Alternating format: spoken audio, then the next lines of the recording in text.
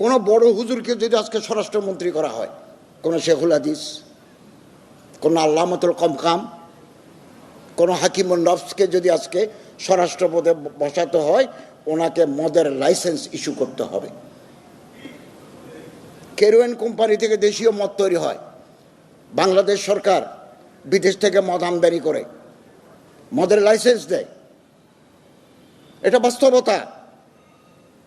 আপনি ঘরে বসে মোবাইলে আশেপাশে কথা বলতে পারবেন, রাষ্ট্র পরিচালনার জন্য সেক্রেটারিয়েটে আসেন না। দিতে হবে। 100 জন যদি মদের লাইসেন্সধারী লোক এক জায়গায় থাকে, ওখানে আপনি ডিলার দিবেন। বিদেশি মদ আমদানি করে সরকার লাভ করে, দেশীয় মদ বিক্রি করে সরকার লাভ করে। এই টাকা গভর্নমেন্টের ফান্ডে যায়। ওই ফান্ড থেকে এই দেশে রাস্তাঘাট, মসজিদ, মাদ্রাসা, শিক্ষকদের বেতন দেয়।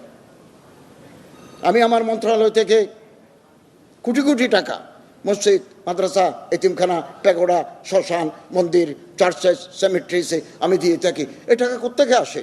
এটা গভর্নমেন্ট ফান্ড, গভর্নমেন্ট অ্যালোকেশন। গভর্নমেন্টের টাকা কোথায় থাকে? সোনালী ব্যাংকে, বাংলাদেশ ব্যাংকে।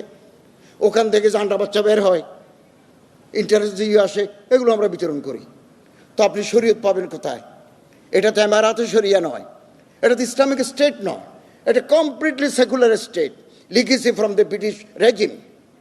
একটা কাঠামোর ভিতরে দেশ চলে আসছে। শরীয়ত আমরা ব্যক্তিগতভাবে পালন করি। আপনি মন্দিরে যাবেন কি না, it is up to you. আমি যতদিন দায়িত্বে থাকবো, যাওয়াটা আমার রাষ্ট্রীয় দায়িত্ব। ফেব্রুয়ারিতে নির্বাচন হলে আমরা ঘরে চলে যাব।